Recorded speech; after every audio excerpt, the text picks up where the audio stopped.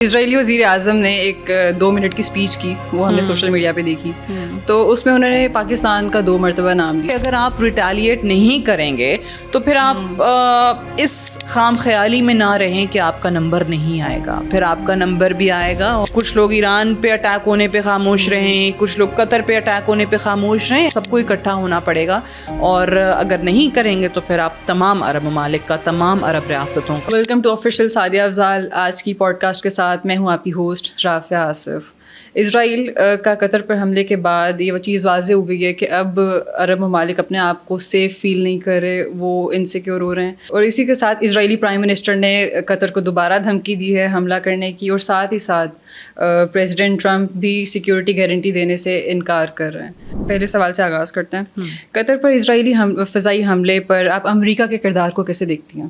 دیکھیں، اب تو ان کے اپنے جو بہت زیادہ ڈیفینس اور سیکیورٹی انالسٹس ہیں، اگر آپ ان کی انٹرنیشنل میڈیا پہ، خود امریکن میڈیا پہ ویڈیوز دیکھیں جو انالسس سامنے آ رہے ہیں، اس میں وہ خود اب آپ کو بتا رہے ہیں باقاعدہ کہ کس طریقے سے امریکہ انوالو تھا، کس طریقے سے یو ایس کو یہ علم تھا کہ اسرائیل حملہ بھی کرنے جا رہا ہے، کیسے اس کو انٹیلیجنس شیئرنگ میں مدد فراہم کی گئی، کیسے بتایا گیا باقاعدہ طور پہ کہ جناب کہاں کہاں کون کون موجود ہے. وہ تو کہتے ہیں کہ جی لکیلی جو ٹارگٹ کرنا چاہتے تھے حماس لیڈرز کو وہ وہاں نہیں تھے، لیکن اوبویسلی ان کے ایک بیٹے کی جو ہے اس میں ڈیتھ ہوئی ہے. بٹ اب یہ کوئی ایسا سیکرٹ نہیں رہ گیا، کوئی خفیہ راز نہیں رہ گیا جو لوگوں کو پتہ نہ ہو. اور ان کے اپنے لوگ باقاعدہ آپ کو ٹائم لائن کے ساتھ بتاتے ہیں کہ کب کس وقت کتنا رابطہ ہوا تھا، کس سے رابطہ ہوا تھا، کس آفس کے اندر کیا بات ہوئی تھی. پھر ان کے جیٹس کو ریفیولنگ میں ہیلپ کس نے کی؟ یو ایس نے کی. سو یہ بات درست ہے کہ قطر جو ہے وہ ہمیشہ سے یو ایس کا اتحادی رہا ہے. یو ایس کی انویسٹمنٹ اگر آپ دیکھیں جو قطر نے کی امریکہ کے اندر، جو یو ایس کی اکانومی کو چلا رہی ہے، وہ کئی $100 بلین کی ہے. آج قطر یہ ڈیسیجن لے لے کہ آپ نے وہ اپنی سرمایہ کاری امریکہ سے نکالنی ہے، تو امریکہ کی اکانومی جو آلریڈی بہت ہی زوال کا شکار ہوتی چلی جا رہی ہے، وہ مزید کولیپس کر جائے گی. تو اس کے باوجود بھی یو ایس، جیسے آپ نے انٹرو میں کہا کہ سیکیورٹی گارنٹی نہیں دے رہا اپنے اتحادی کو، تو اس سے صاف آپ کو پتہ چلتا ہے کہ کہیں نہ کہیں منافقت جاری ہے. تو کیوں نہیں دے رہا سیکیورٹی گارنٹی، کیوں نہیں دینا چاہ رہا؟ کیونکہ اس کے سامنے اسرائیل ہے، کیونکہ وہ اسرائیل کو ناراض نہیں کر سکتا. آپ دیکھیں یو ایس کے اندر کتنی آپ کو ایک زائنسٹ لابی ملتی ہے، بہت ہی اسٹرانگ وہ لابی ہے. اور جو بھی یو ایس کا پریزیڈنٹ آتا ہے آپ کو لگتا ہے کہ وہ اس کے ہاتھوں میں کھیل رہا ہے، چاہے یہ ہوں یا اس سے پہلے جو بائیڈن ہوں. تو آپ کو وہ جو انفلوئنس ہے وہ کسی صورت یو ایس کے اندر کم ہوتا ہوا نظر نہیں آ رہا. تو کیا پریزیڈنٹ ٹرمپ نے اسرائیل کے آگے بالکل سرنڈر کر دیا؟ بالکل 100%، اس میں تو کوئی شک نہیں ہے. صرف پریزیڈنٹ ٹرمپ نہیں بلکہ دیگر جو ان کے، میں نے جیسے کہا کہ سابق صدور بھی اگر آپ دیکھیں تو ایگزیکٹلی وہ یہی پالیسی لے کر چلتے آئے ہیں. اب آپ کو اگر یاد ہو ایران اسرائیل وار کے درمیان بھی پریزیڈنٹ ٹرمپ نے ایسے ہی کوئی منافقانہ بیانات دیے تھے کہ ایک طرف کہا کہ اسرائیل کو نہیں کرنا چاہیے تھا، پھر کہا کہ نہیں کیونکہ ایران یہ کر رہا ہے تو جواز بنتا ہے. پھر قطر پہ حملے پہ بھی یہی کہا کہ ہمیں بہت لیٹ پتہ چلا، 10 منٹ پہلے مجھے پتہ چلا تو میں نے قطر کو انفارم کیا.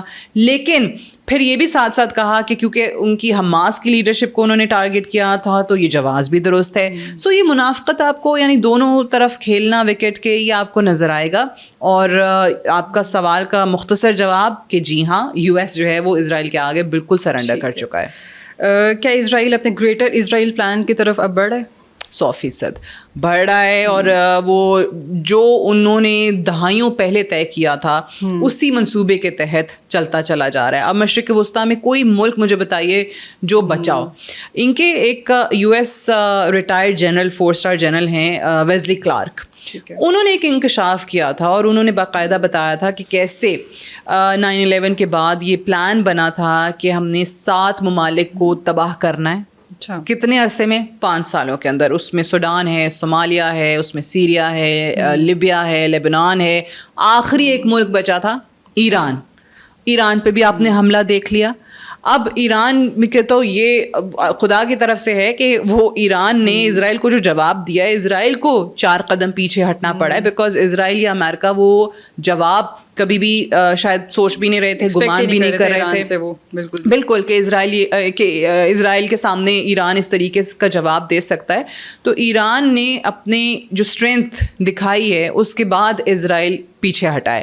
اگر وہ نہ ہوتی تو آپ سوچ سکتی ہیں کہ کوئی اور چیز جو ہے وہ روکتی تھی اسرائیل کو ایران کو تباہ کرنے کے لیے. تو باقاعدہ طور پہ اس پہ پلاننگ کے ساتھ یہ جو گریٹر اسرائیل پلان بھی ہے کہ مشرق وسطیٰ میں تمام ممالک کی حالت ایسی کر دو کہ وہ کسی قابل نہ رہیں, وہ ہمیں آنکھیں نہ دکھا سکیں, وہ ہمارے آگے بول نہ سکیں, بالکل مفلوج ہو جائیں, اور ہم جو چاہتے ہیں, جو علاقہ, جو شہر, جو ملک ہم لینا چاہتے ہیں اور اپنا گریٹر اسرائیل کا پلان ہم پورا کرنا چاہتے ہیں, اس میں کوئی رکاوٹ ڈالنے کے قابل ہی نہ رہے.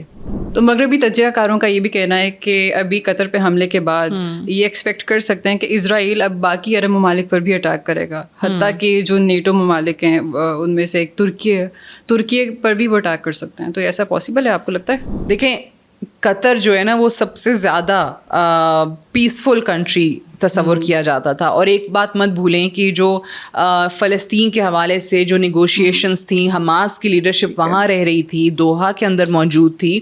کیوں؟ کیونکہ قطر نے ایک میڈیٹر کا کردار ادا کیا ہے ہمیشہ سے. اس نے میڈیشن ثالثی کرانے کی دونوں ممالک میں کوشش کی ہے. وہ چاہتے تھے کہ بھئی حماس کے اور اسرائیل کے کوئی آپس میں ایسے کوئی اگریمنٹ ہو جائے کہ جس کے تحت سیز فائر بھی ہو اور وہاں پہ امن بحال ہو سکے.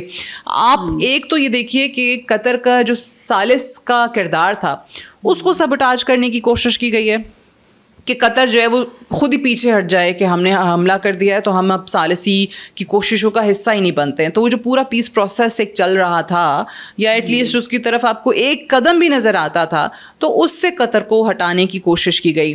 قطر, میں نے جیسے پہلے کہا کہ امریکہ کے اندر کئی $100 بلین اس کے انویسٹ ہیں. ابھی آپ کو ریسنٹلی جو پریزیڈنٹ ٹرمپ کا دورہ تھا قطر کا, وہ بھی یاد ہوگا کہ ان کو ایک جہاز اٹھا کے پورا انہوں نے تحفے میں دے دیا, تو یہ ریوارڈ ملا ہے, یہ سلوک ہوا ہے. تو باقی ممالک کیسے اپنے آپ کو سیف فیل کر سکتے ہیں جب وہ یہ دیکھ رہے ہیں کہ جی قطر نے اتنا سب کچھ کیا اور قطر اتنا بڑا اتحادی ہے, قطر جو ہے وہ نیگوشیشنز میں شامل ہے, میڈیشن کرا رہا ہے, اس کے ساتھ جب یہ سلوک ہو سکتا ہے تو پھر ہم کس کھیت کی بولی ہیں, ہم کیا چیز ہیں. ایگزیکٹلی. تو اس وجہ سے عرب ممالک بھی اگر صرف اور صرف مذمتوں پہ رہیں گے, بیانات پہ رہیں گے, تو آئی تھنک پھر سب کی باری آئے گی. آپ نے ترکی کا کہا, اس میں مصر کو بھی ایڈ کر لیجیے, کیونکہ مصر پہ بھی چانسز بہت زیادہ ہیں کہ قطر کے بعد ترکی اور مصر کا رخ بھی اسرائیل کر سکتا ہے. تو پھر اس سے کوئی بھی محفوظ نہیں رہے گا. اسرائیلی وزیر اعظم نے ایک 2 منٹ کی اسپیچ کی, وہ ہم نے سوشل میڈیا پہ دیکھی, تو اس میں انہوں نے پاکستان کا 2 مرتبہ نام لیا. وہ پاکستان کا نام لے کر کیا کہنا کیا چاہ رہے تھے؟ کیا بھارت کے لیے کوئی پیغام تھا اس میں؟ بھارت کو تو ہمیشہ سے پیغام دیتے آ رہے ہیں. دیکھیں نیتن یاہو اور نریندر مودی, وہ کہنا چاہیے کہ ایک ہی سکے کے 2 رخ ہیں.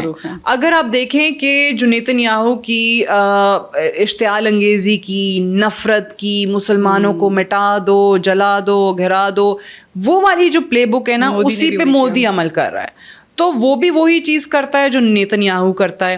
تو دونوں کے اندر کوئی آپ کو فرق نظر نہیں آتا ہے. اچھا, اب اسرائیل کا ہمیشہ ہر جگہ پہ کون سپورٹ کر رہا ہے؟ انڈیا کر رہا ہے. حالانکہ یہ وہ انڈیا ہے جو ایک زمانے میں فلسطین کے لیے بات کیا کرتا تھا, لیکن وہ لیڈرشپ اب نہیں رہی ہے, وہ وقت گزر گیا ہے. انڈیا کے اندر آپ کو صرف اور صرف نفرت نظر آتی ہے. مودی جس کا بیک گراؤنڈ RSS کا ہے, بی جے پی کی آپ تمام لیڈرشپ کو دیکھ لیں تو وہ صرف اور صرف وہ کہتے ہیں نا کہ زبان پہ نا ان کی صرف گالیاں ہی ہوتی ہیں, نفرت ہی ہوتی ہے مسلمانوں کے لیے, اشتعال انگیزی ہی ہوتی ہے. تو ایگزیکٹلی وہی چیز آپ کو نظر آ رہی ہے. اگین نیتن یاہو نے جو تانا دیا, جو سارکازم اس کا تھا کہ جناب جیسے امریکہ نے کیا تھا, اسامہ بن لادن وہاں پاکستان میں تھا, تو اسی طریقے سے حماس کی لیڈرشپ قطر میں تھی, تو دونوں چیزوں کو اس نے ملانے کی کوشش کی. لیکن دس از ناٹ ٹرو. اس طریقے سے آپ نہیں کر سکتے ہیں. اور اس میں پیغام بار بار جو آپ نے بھی سوال میں کہا کہ انڈیا کے لیے ایک دفعہ نہیں, ہمیشہ پیغام یہی رہا ہے کہ آپ ہمارا ساتھ دیں. کیونکہ دیکھیں اسرائیل کے لیے اگر کوئی ملک خطرہ بن سکتا ہے یا جس سے اس کی جان جاتی ہے تو وہ صرف پاکستان ہے, کیونکہ پاکستان ایک نیوکلیئر پاور ہے. تو یہ تو آپ قائد اعظم کا بھی آپ کو وہ یاد ہوگا نا، انہوں نے کہا تھا کہ اسرائیل کو ہم کبھی تسلیم نہیں کریں گے، پاکستان کبھی تسلیم نہیں کرے گا، ناجائز ہے یہ. تو وہی چیز ان سے ہضم نہیں ہوتی ہے. باقی ممالک کا آپ حال دیکھ لیجئے، کوئی اسلامی ملک جو نیوکلیر پاور ہو آپ کو نظر نہیں آتا. جہاں پہ ان کو خوف ہے، جہاں پہ ان کو ڈر ہے، وہ پاکستان ہے. تو انڈیا کے لیے ہمیشہ کہیں نہ کہیں خفیہ اور کہیں نہ کہیں کھلا پیغام کیا ہوتا ہے کہ آپ ہمارا ساتھ دیں پاکستان کو اٹیک کرنے کے لیے، پاکستان کو میں جو اشتعال ہے اس کو یا کیوس کو بڑھانے کے لیے، پاکستان کے اندر اندرونی کانفلکٹس پیدا کرنے کے لیے. اور ایسا نہیں ہے کہ اس کی کوشش نہیں ہوئی ہے، کئی بار ہوتی رہی ہے. انڈیا کی کیا آپ کو یہاں پہ پراکسی وارز نظر نہیں آئی؟ انڈیا کی پراکسیز، اسرائیل کی پراکسیز کام نہیں کرتی رہی ہیں ملک میں؟ کیا ہم نے ان کو پکڑا نہیں ہے؟ کیا آپ کے سامنے شواہد نہیں آئے؟ کیا آپ کے سامنے ایویڈنس نہیں آئے؟ یہ تمام چیزیں ہیں. تو اس لیے نیتن یاہو پاکستان کا نام لے کے یا نام نہ لے کے پیغام دے، وہ پیغام انڈیا کے لیے ہوتا ہے کہ لیٹس ورک ٹوگیدر، مل کے ساتھ چلتے ہیں پاکستان کو تباہ کرنے کے لیے، جو کہ ان کا انشاءاللہ خواب ہی رہے گا. کیا آپ کو لگتا ہے کہ قطر یا باقی عرب ممالک اسرائیل کو ریٹیلیٹ کریں گے؟ It's high time but I don't think they would. دیکھیں اگر اس وقت بھی عرب ممالک کو یہ سمجھ نہیں آ رہی ہے کہ ہم نے بیانات پہ رہ کے اسرائیل کا مقابلہ کرنا ہے تو پھر ہم سب کی خیر نہیں ہے. اور اگر ہم پلٹ کے جواب نہیں دیتے ہیں تو پھر آپ دیکھ لیں کہ ہمارے ساتھ کیا سلوک ہوتا ہے. سو ان کو اب اگر یہ کر جائیں گے تو عقل مندی ہے. کیونکہ آپ دیکھیں، میں اس پہ مثال دیتی ہوں آپ کو. ایک ایران اٹیک نہ کرتا تو اسرائیل رکتا، جو میں پہلے بات کر رہی تھی، نہیں رکتا نا. اگر یہی عرب ممالک اسی طریقے سے مذمت کی، سیکیورٹی کاؤنسل جس طرح بھی وہ اجلاس کنوین کیا انہوں نے، ٹھیک ہے، قطر نے فوری طور پہ سیکیورٹی کاؤنسل میں لکھ دیا، سفارتکاری کا راستہ اپنایا. وہ کہتے ہیں کہ جی لیگل طریقہ یہی ہے، سفارتی طریقہ یہی ہے. بٹ کیا سفارتی کوششوں سے آپ نیتن یاہو کو روک سکتے ہیں؟ کیا ICC کے اندر، انٹرنیشنل کرمنل کورٹ کے اندر، کیا نیتن یاہو کو کانویکٹ نہیں قرار دیا گیا؟ کیا اس کی باقی جو وار کیبنٹ کے وزراء ہیں ان کو کانویکٹ نہیں قرار دیا گیا؟ کچھ ہوا آج تک؟ کبھی کچھ نہیں ہوا. سو اسی لیے میں کہہ رہی ہوں کہ اگر آپ ریٹیلیٹ نہیں کریں گے تو پھر آپ اس خام خیالی میں نہ رہیں کہ آپ کا نمبر نہیں آئے گا. پھر آپ کا نمبر بھی آئے گا اور سب کی باری آئے گی. کوئی ایک اکیلا ملک، جو کچھ لوگ ایران پہ اٹیک ہونے پہ خاموش رہیں، کچھ لوگ قطر پہ اٹیک ہونے پہ خاموش رہیں، ایسے بات نہیں بنے گی. آپ سب کو اکٹھا ہونا پڑے گا. اور اگر نہیں کریں گے تو پھر آپ تمام عرب ممالک کا، تمام عرب ریاستوں کا اور تمام مسلمانوں کا نقصان کریں گے. ٹھیک ہے، بالکل ٹھیک ہے. Thank you so much for watching. ملتے ہیں آپ سے اگلی ایپیسوڈ میں کسی نئے ٹاپک کے ساتھ. اپنا فیڈ بیک دینا مت بھولیے گا. ٹل دین، اللہ حافظ.